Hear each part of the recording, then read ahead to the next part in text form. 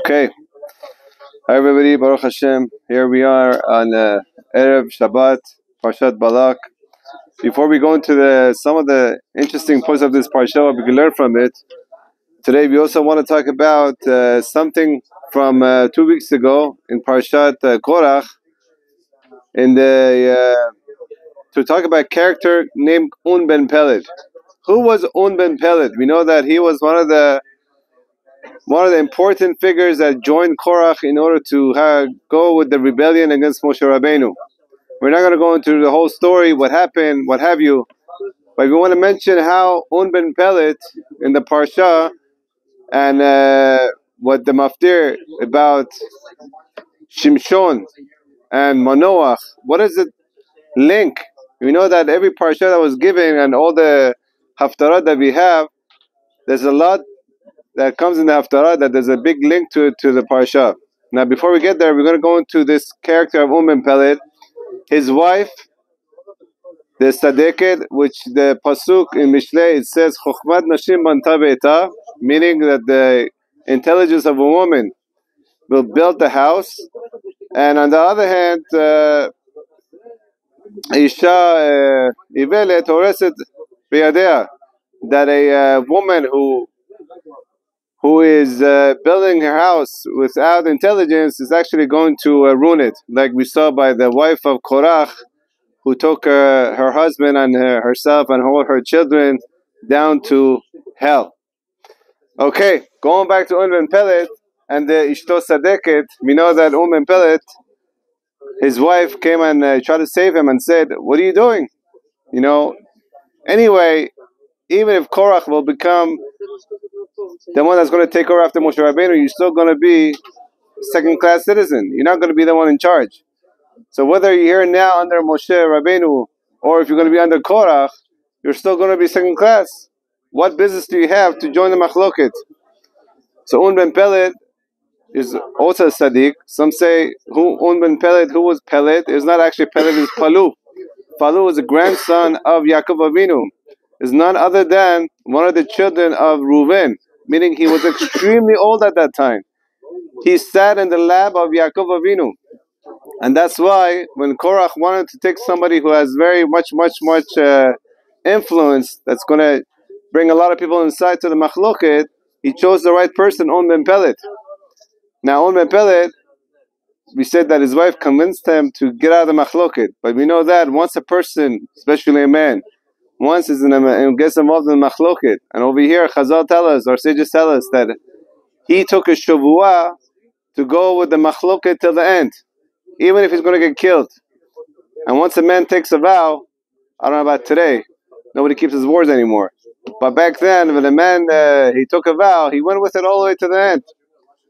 Especially he took a vow in the name of Hashem. So came the Ishto Shel Ben Peled, his wife, and decided that your vow is not a vow because you can't go against Hashem and His Torah. Anyway, she convinced him, but still he was very, very hesitant. So we all know the story that she gave him strong wine. He went to sleep. In the meantime, Korach and all the Datan of Iram came and knocked on the door.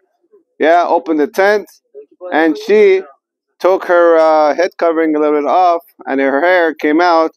And once they saw the hair, they ran away. We see from over here also that a person could be live a life of hypocrisy. On one hand, they want to go against the Torah and the Mashiach of Hashem, Moshe Rabbeinu. On the other hand, they run away when they see a woman's hair, meaning that if a person does not have the right ideology, and he could do all the mitzvot outside, and it's rotten inside, at the end he's going to come and go against Hashem and the Torah chas v'shalom. Then on one hand he runs away from a woman that is not covering her hair, but on the other hand, with the wrong ideology and his running after kavod could get to even put his hand on Hashem's Torah chas v'shalom. Okay, back to Ben Peled over here. So we know that she gave her wine, and he went to sleep, and then they ran away because they saw her hair.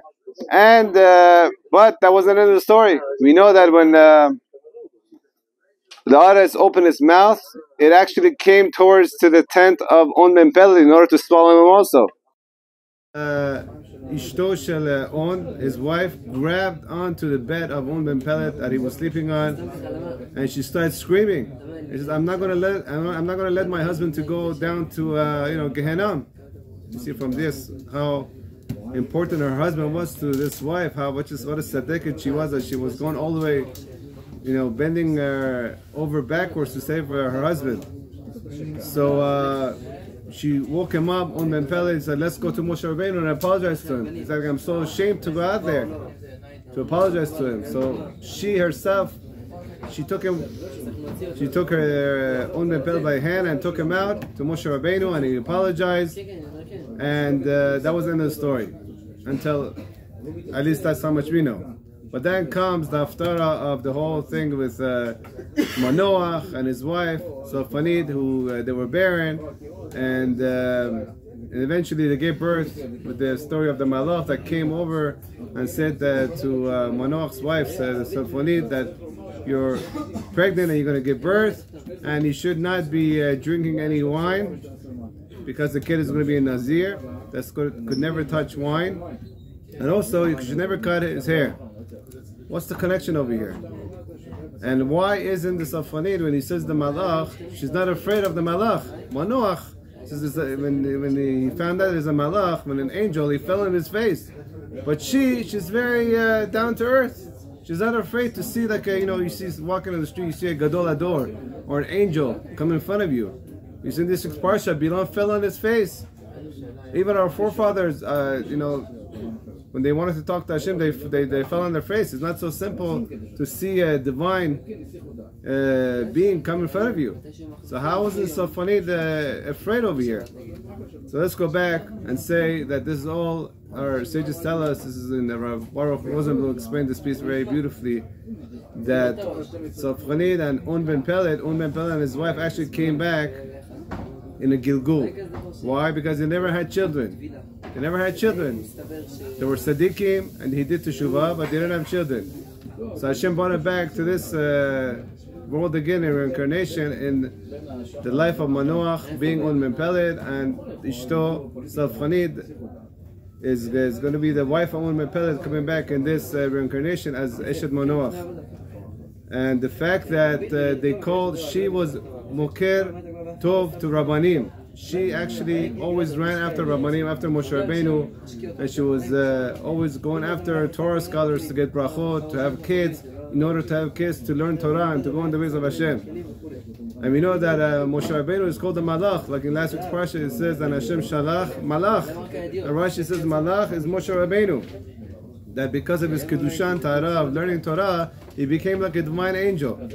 So because she was used to seeing Moshe Rabbeinu, and she always craved that she should have children to be Kadosh like Moshe Rabbeinu, so when she came back as Sophanit, she was not afraid to see angels because she was used to it.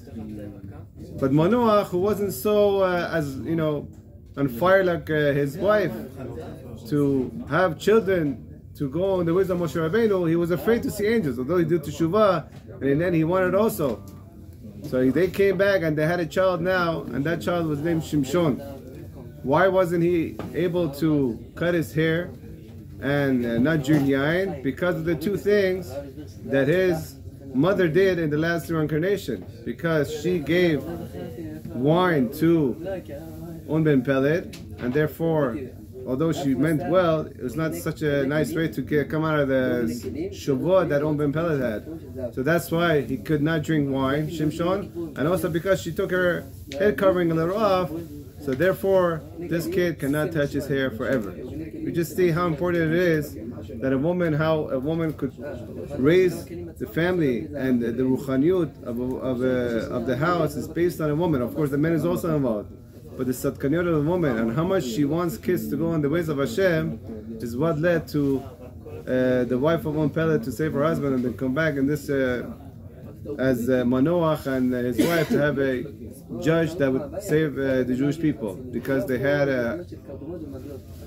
Hakarat HaTov to Moshe Rabbeinu, and they wanted to have tzaddikim to go in the way of Torah, and Hashem gave it to them in the form of Shimshon. That was in 2 weeks of this Parashah. But this week we want to talk about more about Balak.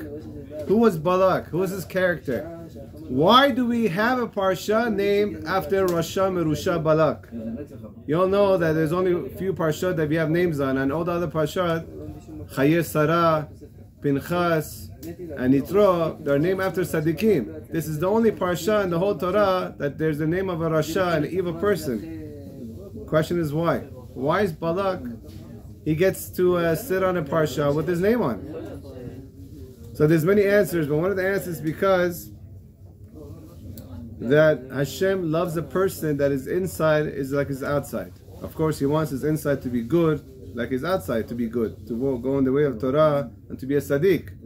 But he also takes notice, Hashem takes notice of a person that although he's a Rasha inside, he doesn't play as a two-face on the outside.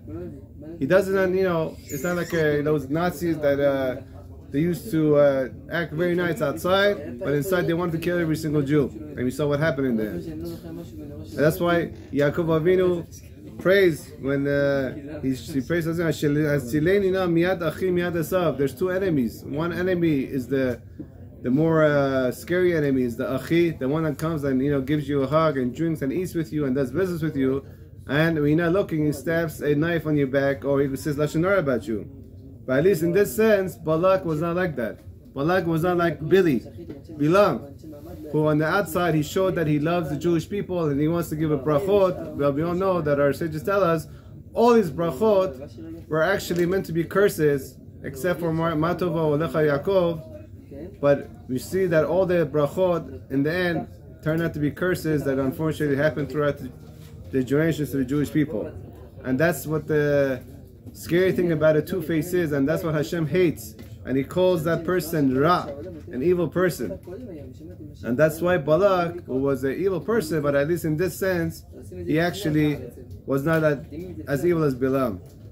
I was thinking that maybe he got his this sense of being not a two-face from his forefather Lot. We know that Lot, although he was also compared to Avraham Avinu, and what happened to him in Sodom, he went to San Francisco and then and ended up being with his daughters, and it ended up terribly. But at least he had one good thing about him. Our sages tell us that when they went to Egypt and Paro took Sarah, and Abraham said that this is my sister, Lot could have came out and said, excuse me, she's my sister. He's lying. And Paro would have killed Abraham, married Sarah, and who would have been the brother-in-law with all the riches? Lot. But because he kept his mouth shut and he didn't say anything, so Hashem gave him the zechut that Ruth and Movia should come out of him in the end, which came out of Balak, and who's going to come out of him? Moshiach Tzidkenu. So we see from this that although there's some bad stuff going on with Balak and with Lot, but if there's one good thing that's they kept away from Lashon Hara, or they were inside and outside with the same thing, even although for the wrong things, still Hashem took that piece and gave him the reward of Moshiach Tzidkenu. How much more so if a person who's inside and outside is good and does not say Lashon Hara for the right reasons, Hashem will give him much more reward. Another point that we wanted to mention in this Parashah is Balak. He says, when he wants to say that Am Yisrael came out of Egypt and he wants to call Bilam to come and curse them, he doesn't mention the word Israel. Say the name. You want to give an address for Bilam to come and curse. Okay, Bilam says, who am I cursing? Who's the name? He says, no, it's a nation that came out of Egypt. He gives a resume, he gives them a hint. I don't want to say the name. Why don't you say the name? Now Balak came and taught us a big lesson, although he meant that for the bad, but we could learn the other way for the good. He did not want to say the name Israel because he knew that once a Jewish name is mentioned, whether if it's mentioned by the biggest tzaddik or the biggest rasha, like Balak, he still brings bracha down on the head of that person, of the Jewish person. That's why he didn't want to say the name Israel. But we learn from this how important it is that the Jewish person should be called by his Jewish name. God, his Jewish name was given to him by the Brit Milah. I know today that we all have, I also have a Persian name. And there's a lot of American names going around. But at least when you're sitting in a Bet Knesset, or you're sitting in the, I don't know, or whatever you can, if you can tell your friends to overcome that, oh, maybe it's not nice, we're in America, we're in England, or what are people going to think? Maybe Yaakov should become Jake, Isaac should become, Isaac should become Isaac, Abraham is Abi, Shlomi is Shuli. No, if you want to get the bracha down on your head, make sure your friends call you by your Jewish name, and don't be afraid of that. That's your badge of honor. We see from Balak how much he wanted to prevent the Jewish people to get brachot. And once we say the Jewish name, at least to our kids, to our wives, and the wives said to their husbands and the parents to the kids, if they knew how much brachot and the lottery that they bring down on the head in brachot, they would never think about saying the non-Jewish name. At least not to shorten it, whatever it is. And with this, we're going to end up with the story how to understand what's in the Jewish name. This story was told by Rabbi Shlomo Karlebach, that many years ago, maybe in the 1970s, he was in a conference that he had different faiths, and he was representing the Jewish faith. And he was singing a song, and the song that he sang, he talked about Yosale Mikrakau. Yosale, the person who was very cheap with his money. You know that a few hundred years ago, there was a person who was named Yosale and lived and in the city of Krakow in Europe, and he was extremely rich, but he was a big miser. And he had a very bad midah, that he would invite all the poor people to his house, and he would ask everybody, what do you need, this and that. And in the end of the day, when they had hoped to get some money from him, he would kick him down the stairs and says, "Get out of my house and go make your own money." Until Yosele, the miser, died in Krakow. And after a few weeks, all the poor people came to the rabbi of the town. And of course, nobody wanted to bury Yosele because he was such a miser, what have you. But after a week, they saw until the neighbors came and they buried him very quietly under a tree, whatever it was. But after a week, the rabbi of the town of Krakow, all the poor people are coming to his door, and they all said that we're not getting money anymore. He said, "Mami, where are we getting money from?" So they said every week somebody would come and put under our door the exact amount of money that we needed for that Shabbat for that week. So they did some investigation and they didn't know what to do, until the rabbi had a dream that Yosele came to the dream with a golden tear, and he said that I hope that I had another Tuesday to give him the next pocket of money that I always slipped under the door, until they found out that Yosele the miser was actually a big tzaddik, and he didn't want anybody to know that he was doing the tzedakah. What does that have to do with Rabbi Shlomo Karlebach and the story? When we said the story over, that night a boy came to him and he said that you don't know that me, when I was a kid, my mother was in the war, World War II, and one of the American soldiers came and they liberated the camp. He saw my mother and he wanted to marry her and what have you, and I was born out of that wedlock. And after years, before she passed away, I never knew that I was Jewish, but she came, and before she passed away, she said that your name is not Joe, your name is Yosele, and you're a great grandkid of Yosele of Krakow. And that's why I don't want to be called Joe anymore. From now on, I'm going to be called Yosele, and he went and he became a big Talmid Chacham. You see from this how important it is, how a name of a person or a Jewish person could come back generations later and influence a great-grandson because the name that they kept.